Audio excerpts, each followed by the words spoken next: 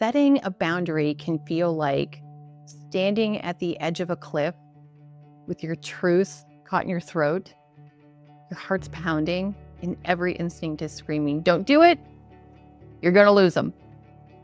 Because for a long time, keeping the peace meant keeping quiet. But here's what no one tells you.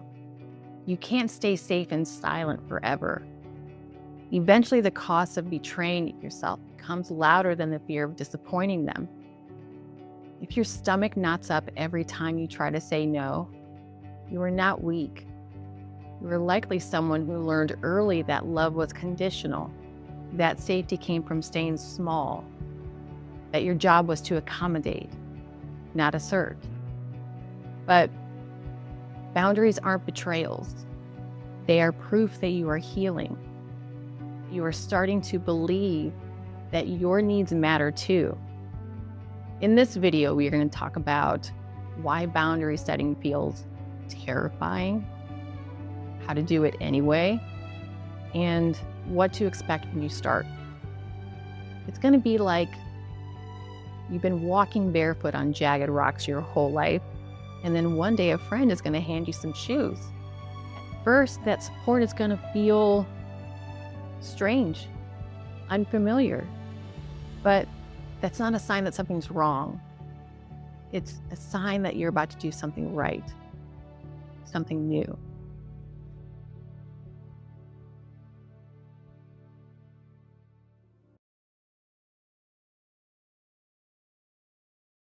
Boundaries often make us feel awful, not because they are wrong, but because we were taught that they are.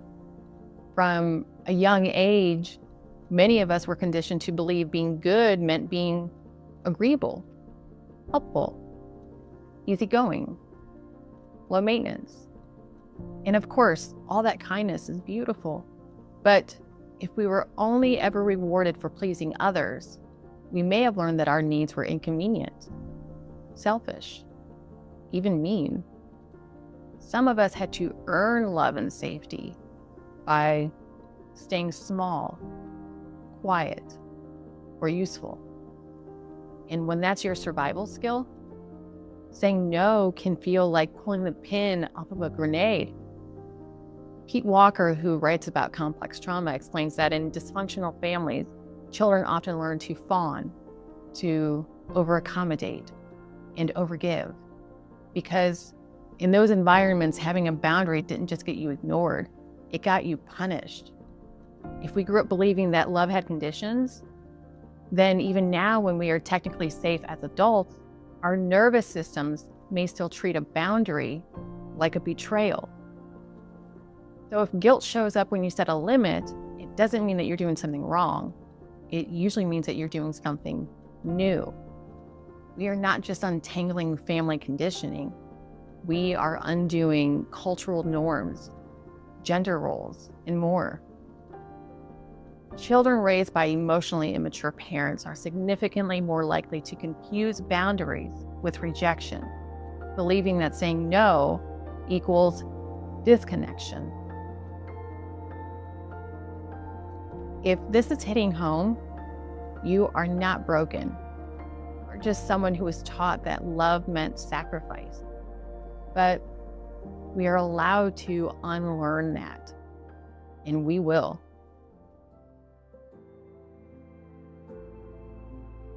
So let's reframe this whole thing, because if we think boundaries are harsh ultimatums, we're always going to hesitate, right?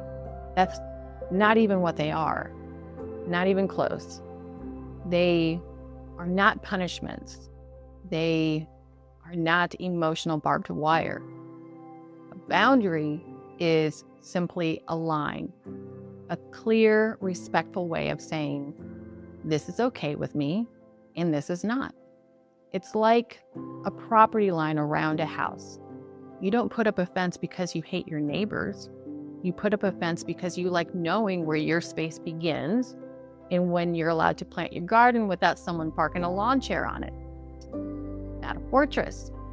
It's just clarity. A quiet, dignified sign that says, this is my space, and here's how I take care of it. Boundaries tell people how to love us well and remind us that we get to decide what feels safe and respectful.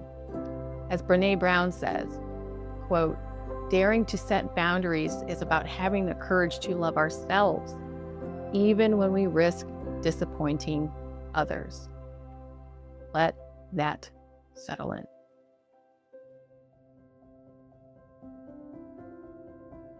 So how do we actually do it without feeling like we just kicked a puppy? Any new skill, we have to start small and practice often. Tool number 1, give yourself permission. You are allowed to have needs. Say it. I'm allowed to have needs. You don't exist to keep everyone comfortable. It's not your job. Tool number 2, start small. Begin with low stakes situations. Return the wrong coffee. Say, "Can I call you tomorrow instead?" Build your tolerance for saying no. The world is still going to turn. Tool number 3, speak clearly. Boundaries don't need to be harsh, just clear. For example, "I'm not able to attend. I need quiet time tonight. I don't like when you comment on my appearance." See how I use I statements? Avoid saying you or like you always. Skip all that drama. Stick with I in the way how you feel. Tool number 4, stop over-explaining. You don't need a dissertation to justify your no. As Anne Lamott said, no is a complete sentence. Tool number 5, use empathy and firmness. I care about you, and I can't do that right now. Yes, both can be true. Tool number 6, expect discomfort. Your heart might race, your voice might shake. That's not failure. That's bravery. Tool number 7, plan for the emotional hangover afterward. Afterward, you might feel a little bit wobbly, and that's normal.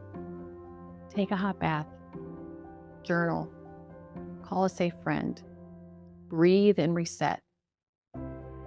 Tool number 8, hold the line. If you say no, mean it. Consistency builds safety. Inconsistency breeds confusion. Did you know people who struggle to say no report more burnout and less confidence, but regular boundary setters enjoy higher relationship satisfaction and better emotional regulation? Boundaries don't ruin connection, they deepen it. Not everyone is going to celebrate your boundaries. Some are going to test you. Some might guilt trip you. Some will throw adult tantrums. Those people are fun. It's the truth. People who benefited from the lack of boundaries will often be the ones most upset when you start setting them. Stay calm, breathe, and return to your values. You are not responsible for everyone's feelings. You are responsible for your own. We cannot control other people, places, or things. According to Harvard research, people with strong personal boundaries experience greater resilience, more self-compassion, and even better sleep. Yes, boundaries help you rest. I don't know about you, but that alone makes them worth it. You are not a monster for setting boundaries. You are not unkind for needing space. You are not broken for protecting your peace. You are just someone learning to love yourself while still caring for other people. And if anyone tells you that you are too much, or selfish, that says more about them and not you. Boundaries don't push people away. They invite people into deeper honesty. They make your yes more real. They make your presence more powerful. They're an invitation to meet the real you. Just so we're clear, I'm not a therapist. What I share here is not clinical advice. It is just my lived wisdom. If you're in a hard place, please don't go it alone. Seek out a therapist. ACA and Al-Anon is free. There's trauma-informed support groups. There's healing books. Find a safe community. They really do help. This world does not need you to be tougher. It needs you to be truer. To stop leaving yourself behind just to keep the peace. You are not too much. You are not broken. You are a canary. You are doing beautifully.